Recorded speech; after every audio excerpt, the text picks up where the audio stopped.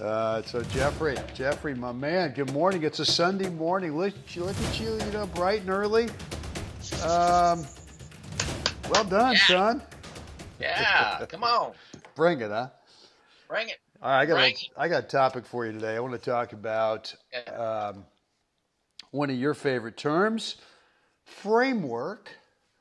Yeah, And before we get into that, guys, what's going on out there today? Hey, thanks for hanging out with us today at goldballhunting.com. And before we get into our topic today, we've got an offer for you that we want to make sure that you're aware of, and that is Jeff and I are offering a complimentary, that means free, private, complimentary, private coaching call. Just the three of us, you, me, and Jeff, and we'll get in the phone.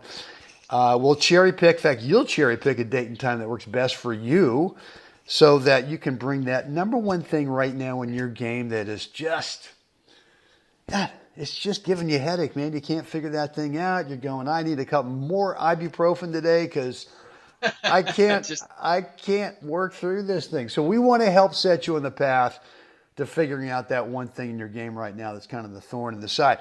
The way to get onto that free coaching call is to go over to goldballhunting.com, put in your first name and email address, and you'll get immediate access to our online calendar scheduler. Again, you pick out the date and time that works best for you, and we will take it from there. So, Jeffrey, I want to talk to you about framework, and I want you to describe, I guess I'm sort of generically thinking, if the framework's not right, then the whole thing kind of gets skewed to start, right? And so right. and framework applies to every shot in the game. Every shot. There's not one that's left out. No, even the serve has a framework that did sort of set you on the path to making stroke efficient. So I guess what I would say is the importance of framework is that it helps you create efficiency in stroke production. So give us a little bit, Jeff, on your definition of what framework is and why it's so darn important. Wow. Here we go. Here we go. I know it's early up there. Sorry, but okay. First, well, that's why I got the coffee this morning in my Indian Wells cup. So yes, just it's all there. It's all happening, firing on all cylinders, right? Attaboy. So first, I think it's really critical to understand that tennis is a posture-driven sport, and so if we don't take that as a first premise and understand that tennis is played upright, it's not played bent over.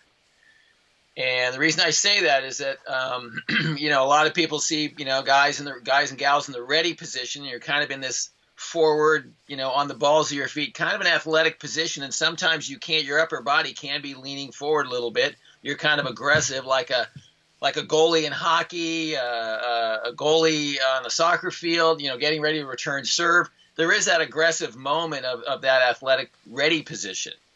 However, when the ball is just about to get struck by your opponent, and this is the part I think a lot of players miss, is that there's an upright adjustment. There's the little check step where you find your center of gravity and your body comes upright, which allows then the core, the shoulders, everything to work underneath you in a very comfortable, efficient fashion. So that's number one is tennis is an upright game played on top of your feet, not over your feet. I hope that makes sense. No, that's good. I mean, I go back to when I started working with Mr. Stowe, and I remember the first session, and it was a 3-hour session, right?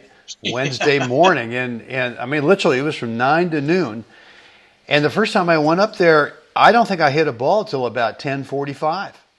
Yeah. Because he kept saying, if we don't have your posture and your balance correct, and we worked on exactly that. We worked on the framework, and not only the framework, but coming out of the framework to the right for me, a forehand coming out of the framework to the left, a backhand, and I just kind of go, well, when are we going to hit a ball? And it's kind of like, well, we'll hit a ball once you've got this right, because if you don't have your posture and balance right, there's nothing I can do for you. Yeah. So, yeah. You can hit a ball once you can figure out how to stand up straight, right? Well, yeah, and there were lots of times when we were sort of hitting, and he would stand behind me. One of the great guys in the air side over there. Right. But he'd stand behind me, and he would come up to me sometimes, a little sneak attack. And when I thought I was in my ready position, he'd just give me a little push on my upper back. I fell forward. Yeah, you go tumbling forward. That's right. So that's the if you want to talk about basics, I think way too much time is initially overspent with hitting the ball. How do I hit a ball? And the stroke production, what does that look like? And and every variation that's available of that. When in fact, and this is my methodology through my however many years of coaching and teaching, is if I've got to correct that, I've got to fix those things that actually interrupt the body from working efficiently. If I can get the person to stand up comfortably and make a comfortable turn, understanding what that is, with the hands out away from the body. So the spacing is built in to the framework. And that's another, obviously, term that gets thrown around every day, all day, getting your spacing right. And we talk about it a lot. But the spacing isn't something that's created after you get to the ball.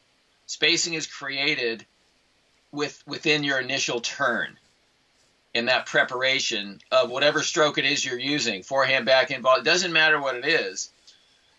That's when spacing is corrected. Your brain is using that body framework to figure out where, in relationship to the ball, you should stand.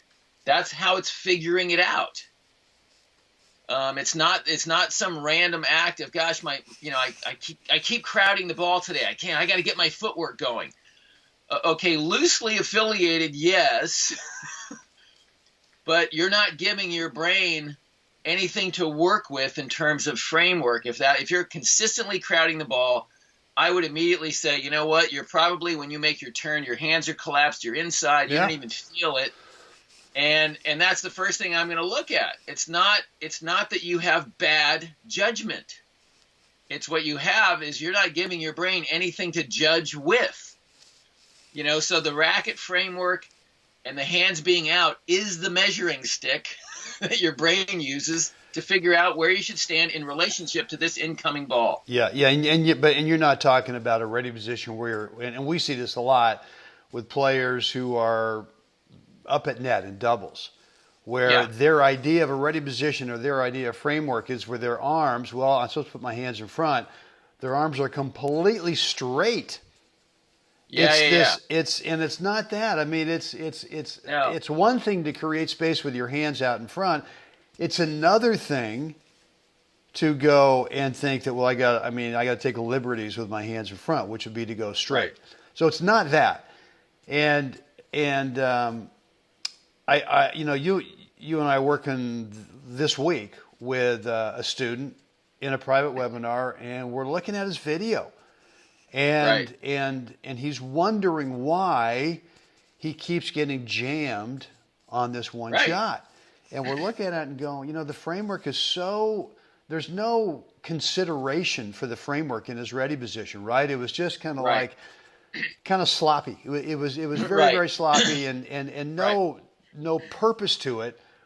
And I think the other thing too, and I want to throw this out because I know I'll forget it if I don't, is I see this happen a lot where someone starts a rally, right? You and I are in a rally, maybe whether it's rallying or whether it's warming up for a match or whether you and I are just out hitting balls, and one of us misses a ball and I've got a ball in my pocket and I pull it out and I just put it out there and just slop over the forehand, right? And what your brain is thinking is, we don't need framework and we can kind of face forward and just throw the hand out at the ball.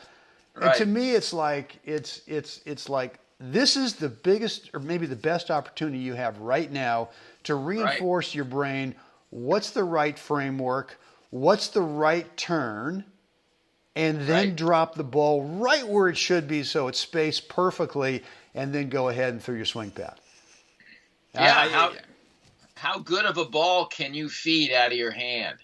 And whether you're hitting that, whether it's a hand like out of the hand, no bounce and feed, or letting the ball bounce, how yeah, good of a feed can you give? And I think people miss, again, like you said, they miss opportunity that collectively, cumulatively over time actually helps your spacing, helps your timing, helps all of it. Even if it what it is, it turns out that you worked on it for 5-10 minutes that day because you dropped and fed a ball, you rallied for 20 minutes, and you got 30 feeds in, yeah, 40 feeds in, right? right, right.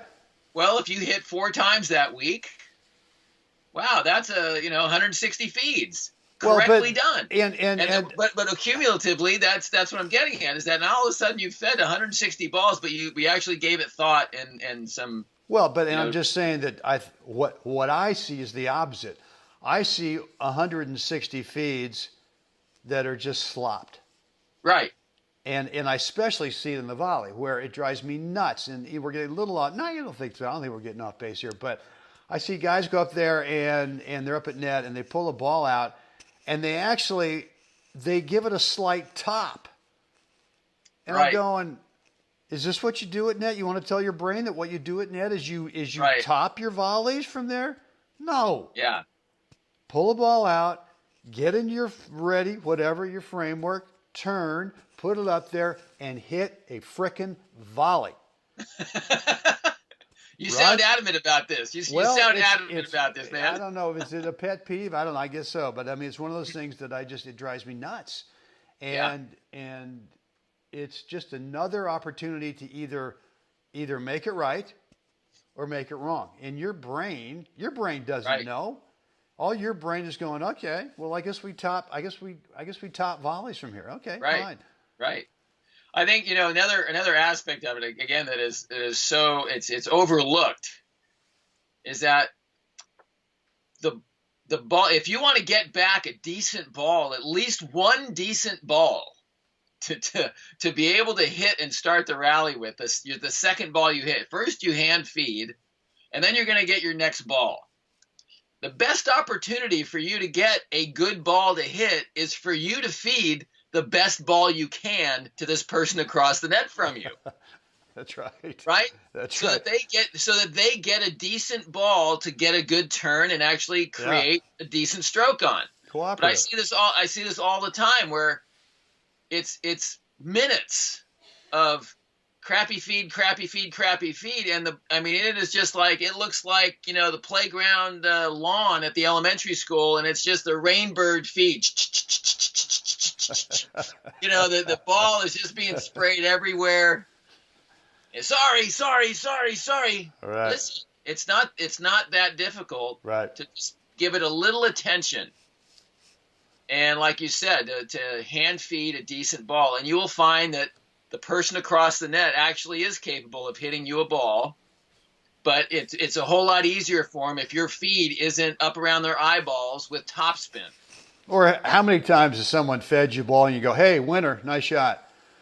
They just feed it to the sideline and you're going, okay, all right, that's great, good shot, winner. Yeah. So, all right. Yeah, that's the Nationals at league tennis, right? Sorry. That's right. Sorry, no disrespect.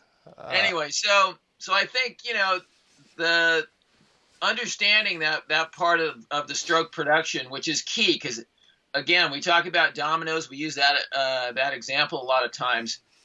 And when I'm looking at somebody and trying to decipher what might be going wrong, if their posture's good or things look pretty good at the surface, and I'm wondering, where is this person breaking down? It's really reverse engineering. Okay, why is the finishing there? Why is that? Okay, what's happening next? And I look at it in real time, seeing it from its inception. Are they making a good turn? Are they doing this? So it's, wow, you know what? They made a great turn there. And their first step out to the ball was fantastic. And then somehow they still ended up crowding the ball on the second step. And so I'm looking, kind of go, where is this? So now I'm kind of narrowing what's happening here. So they got a good first move. First initial move is great. And there it is. The second step, the framework collapses. The hands drop. The elbows are now in tight next to the body. And now that step is misjudged because they've changed their relationship to their stroke, which is now inside it's tight. So now they end up crowding the ball. Right. So you've got to go through this, like step by step and understand where is it breaking down. It's not the whole stroke. There's something in there that just needs to be tweaked a little bit many times, as opposed to, boy, we're going to have to rebuild this thing. Sometimes that's true, but more often than not, it's really just understanding where's the stick in the spokes, where's the breakdown, because the student normally feels the byproduct of the breakdown. When the byproduct is, I'm crowding the ball. I can't seem to get away from the ball. Well, that's the gross feel, the major feel of the whole thing. But that's not what's going wrong. It's two steps behind that, before that happened, that actually is the issue. That's actually, what's going wrong. Yeah. Well, that is, and that's what I wrote down today as the topic, is that if the framework doesn't start off right, then a lot of stuff can go wrong at some point. And so I guess what I want to impress upon everybody today is, don't take the ready position, don't take the framework, don't take that as something that can be dismissed. Right? I mean, you've got to really think about that. I mean, because the framework, to me, the ready position is the purpose of it is to make it efficient so that you can determine off the racket over there, hey, the ball's on my right or the ball's on my left. And that's part of the deal, right? It's not like we're a golfer where we know which side we're hitting from. We're a baseball hitter. We know what side we're hitting from. God, wouldn't it be great? I mean, if all you ever did in tennis was just hit forehands, you'd hit one and you'd get ready to hit another one. You'd never need a ready position. You'd go straight to the next hitting position for your forehand. So, well, good stuff, Jeff. And I hope that kind of clears up, or not clears up, but just really kind of underscores the importance of, guys, you've got to really make sure that your framework, your ready position is good. And like we talked about there about halfway through, is that the best way to do that is when you pull a ball out of your pocket to start a rally. Man, do this right. Yeah. Don't mess around. Don't slop it over there. Do this thing right so your brain knows, okay, man. Well, I'll help you do this next time. This is the way you want to do it. Right. So I think here's one more little nugget on this too, is that, a real easy thing to do is to, everybody, has probably a full-length mirror somewhere in their house. Go get your racket. Go stand in front of it. Put yourself in a ready position, but do it with your eyes closed, like you're returning serve or something. Go ahead and do that. And then when you feel like you're there, open your eyes. Now, if it doesn't look aesthetically right, if it doesn't look balanced, if it doesn't look aesthetically pleasing, fix it. Make it look like, I was watching Indian Wells today. And boy, those guys look like they get upright. They look like they get comfortable. The hands get put out in front. They're not straight arm, but they're out in front. I mean, everybody has an eye that can see something that's on balance or off balance. If there's enough, something that's offset enough. But I think, I do this with my students. I just say, listen, go make it look good. Make it look good. And then just understand what that feels like. I mean, so you don't need, some, necessarily an expert just to have that basic understanding. Just go make it look good. And then kind of go from there. Bend your knees and that'll be $20, please. Thank you very much. Yes, it's that simple. Yeah, right. All right, guys. Well, listen, thanks for hanging out with us today. Jeff, I'm gonna go ahead and remind folks again of the free coaching call they can get on with just you and me, the three of us, 3-way call, 10-minute free call. But you got to bring the number one thing in your game right now that's that's not working. Not working. We want to help put you on a path to help you get the result that you want. The way to do that, go over to goalballhunting.com, put in a first name and email address, and you'll get immediate access to our online calendar scheduler. If you're already on our email list, guess what, guys? The bottom of every email you get from us, there's a link that will take you to the scheduler where you get to cherry pick a date and time that works best for you. This is the moment, Jeff, right here, man. I know you've been waiting for this. Yeah. I know everyone's been waiting for this. I think the movie producers and the Oscars are waiting for it. Yeah. It's up to you, dude. Go for it. Get it right. Get it Yes. right this time. will Yes, ya? finally. Like us, share us, please subscribe, and let us know what you think down below. Love to hear from you. Wow, that was good. Very Thank you. smooth. That was like you're in front of that full-length mirror and you're going, I Yeah, think totally. this looks right, man. I think this looks pretty good. So, Uh, all right, guys, get out there today. Help someone else have a spectacular day. Jeff, let's do this again tomorrow. I cannot wait.